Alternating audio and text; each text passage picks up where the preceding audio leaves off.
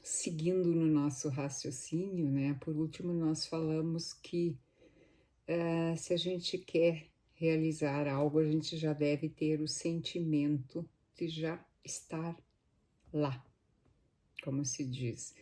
O Neville gosta de dizer não sonhar sobre algo, mas sonhar através de algo. A diferença é grande, porque se eu sonho sobre é como algo distante, e se eu sonho através, eu já estou dentro do sonho. Então, esse realmente é o processo, se a gente quer materializar algo, impregnar a nossa intenção com o sentimento de já termos alcançado aquilo que a gente almeja. E manter esse foco, mas sem ansiedade. Né? Não adianta que nem se a gente fosse plantar uma batatinha, todo dia ir lá cavar para ver se ela já germinou, ela ia acabar morrendo.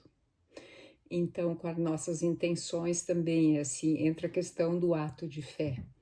Você coloca a semente lá e vai aguardar o tempo dela para ela germinar. Nós vamos estar sempre usando essas analogias para que fique mais fácil para nós entendermos esses conceitos abstratos. Ao desejar ser diferente do que você é, você pode idealizar a pessoa que você deseja ser. Você se imagina aquilo que você quer ser.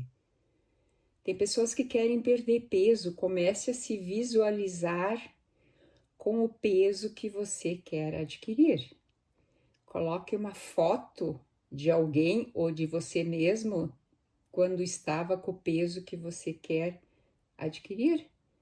E fique todos os dias olhando para essa foto e já se imaginando com esse peso ideal.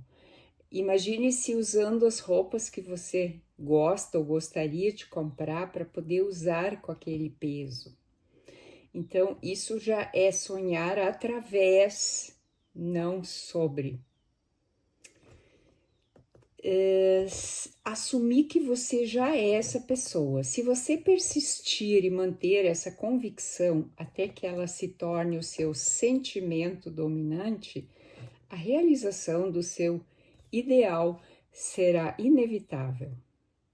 Então, a intenção é uma semente que nós colocamos, né, na nossa mente através de um pensamento e nós adubamos ela com a nossa emoção e com a nossa projeção para o futuro, nos vendo já nessa situação. E aí nós confiamos no processo. O resto, o universo vai se encarregar de fazer. Não é como vai acontecer, isso não é problema nosso.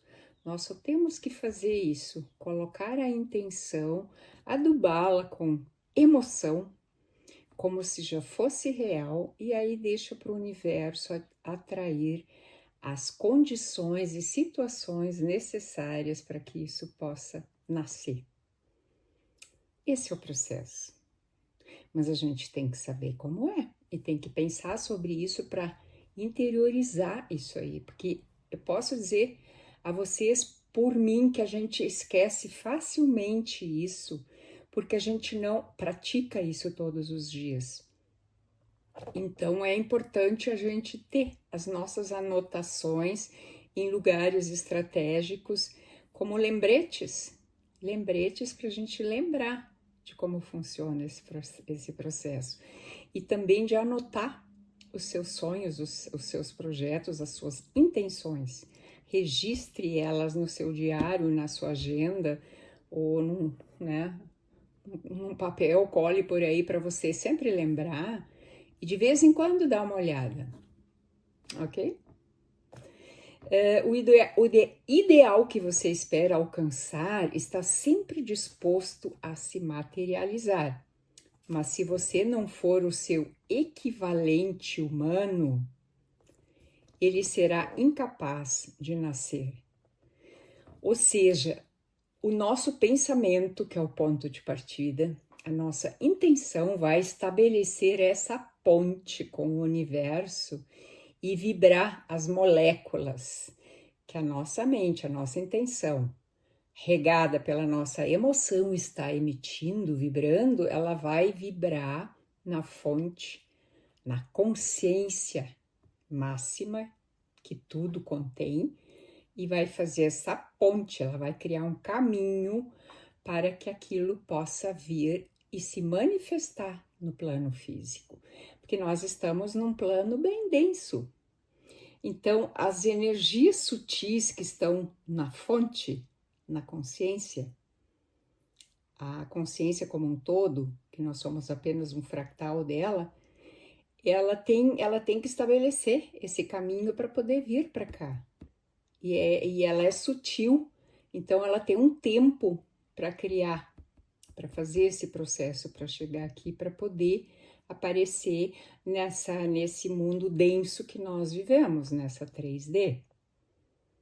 Então, assim, ó, não é que nem eu coloquei, por enquanto não é mágica, quem sabe um dia será instantâneo, mas por enquanto ainda não chegamos lá. Se nós continuarmos, estaremos no caminho certo. Portanto, sua atitude, tendo desejado expressar um estado mais elevado, deve ser condizente ao padrão desse novo estado que você deseja. Ao dar à luz ao seu ideal, você deve ter em mente que os métodos de conhecimento têm que ser conhecidos. Espiritual e mental, eles são inteiramente diferentes. Este é um ponto que, na verdade, talvez seja entendido por não mais do que uma pessoa em 1 milhão. Uau! Olha o desafio. Você pode conhecer uma coisa mentalmente, observando-a externamente, comparando-a com outras coisas, analisando, definindo-a, simplesmente pensando e deliberando sobre ela. Por outro lado, para se conhecer uma coisa espiritualmente, é preciso tornar-se ela. A gente tem que se unir, a gente tem que fazer essa imersão nesse processo junto com essa energia. Não é só pensar sobre, o pensamento é o começo, mas existe esse processo posterior, intensificado pela emoção e o sentimento. Aí a gente diz pensar a partir e através dela. Você deve ser a própria coisa em si e não apenas falar dela ao observá-la.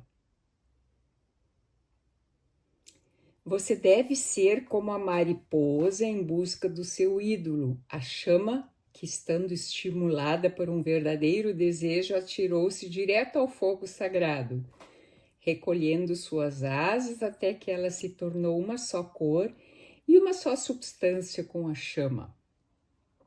Só ela conheceu a chama que a ela consumiu, e somente ela poderia descrever o que jamais voltou para contar. Essa é uma citação que ele coloca aqui, ele não põe o autor. E assim como a mariposa, em seu desejo de conhecer a chama, estava disposta a sacrificar a si mesma, da mesma forma, para se tornar uma nova pessoa, você deve estar disposto a morrer para a sua atual concepção de si mesmo, ou seja, é uma espécie de morte do que eu pensei sobre mim até agora. É um transcender o estado atual. Então, é um rito de passagem de um tipo de pensar, de um tipo de agir para um novo tipo. Então, não deixa de ser simbolicamente uma morte, que nem quando nós superamos o nosso ego, que é um instrumento ao invés de ser o mandante da nossa vida. Então, hoje a gente vai encerrar por aqui, que eu já estou tentando fazer os vídeos um pouquinho mais longos e aí vocês escutem e várias vezes e para tentar impregnar esse conhecimento, porque ele é abstrato e é profundo. E é só para quem realmente está disposto. Para quem não está, gente, tudo bem, cada um tem o seu tempo, o seu momento e o seu entendimento.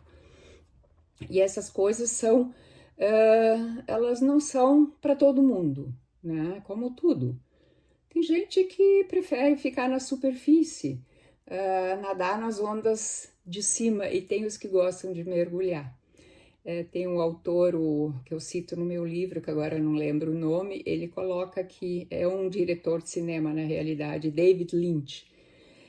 Ele fala que os peixes grandes estão no fundo, mas a gente tem que estar disposto a mergulhar para ir lá pegá-los, ok?